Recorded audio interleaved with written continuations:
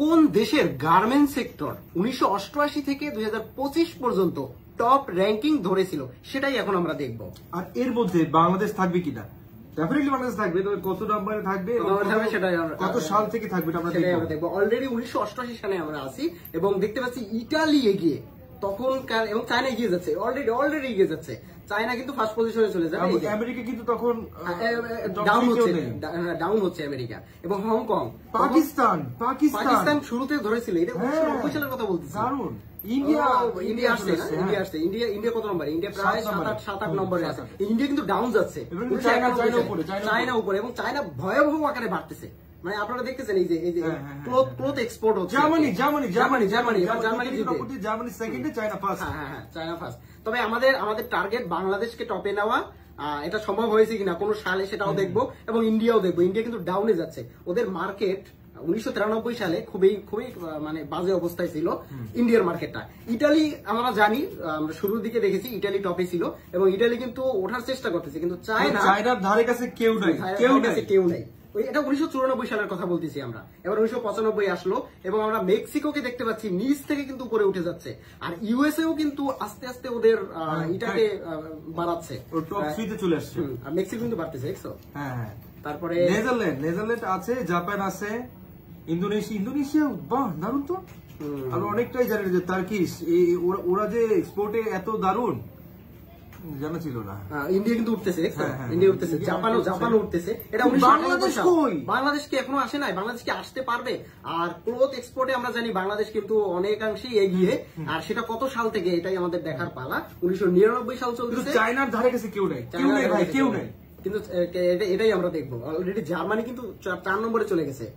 আর আমরা দেখতে পাচ্ছি আমাদের বাংলাদেশ 2000 সালে বাংলাদেশ টপ 15 লিস্টের ভিতরে চলে আসে।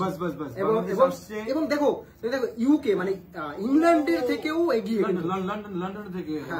লন্ডনের থেকে ইংল্যান্ডের থেকে পাকিস্তান কিন্তু অলরেডি পাকিস্তানের থেকে আমরা অনেক উপরে।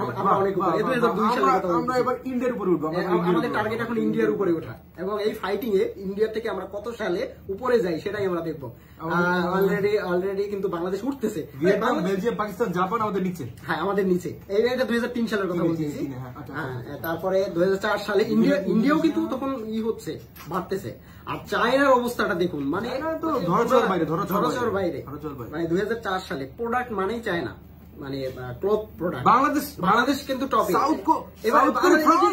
ফ্রান্সের উপরে বাংলাদেশ 2005 সালে কিন্তু ভাইরাল হয়েছে, মানে 2006 সালে, মানে ভাইরাল না, সরি, মানে এই 6 সালের দিকে বেশি পরিমাণে এবার 2000 ইন্ডিয়া কিন্তু অলরেডি 3rd নম্বরে চলে গেছে, এবং আমাদের টার্গেট ইন্ডিয়ার সাথে ফাইট করা এবং ইন্ডিয়াকে টপকে আমাদের যাওয়া। এটা কত সালে হয়েছে বা হচ্ছে কিনা আদৌ সেটা আমরা দেখবো।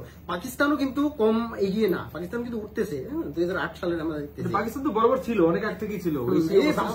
বাংলাদেশ কিভাবে আমেরিকার উপরে, বাংলাদেশ 4 নম্বরে, আমেরিকার উপরে, জার্মানির উপরে। এটা 2009 সালের কথা বলতেছি, এবং 4 নম্বরে। তখন কিন্তু চায়না আরো বাড়তেছে,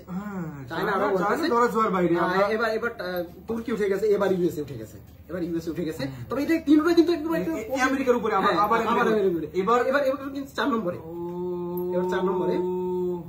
এবার আমরা উপরে যাবো।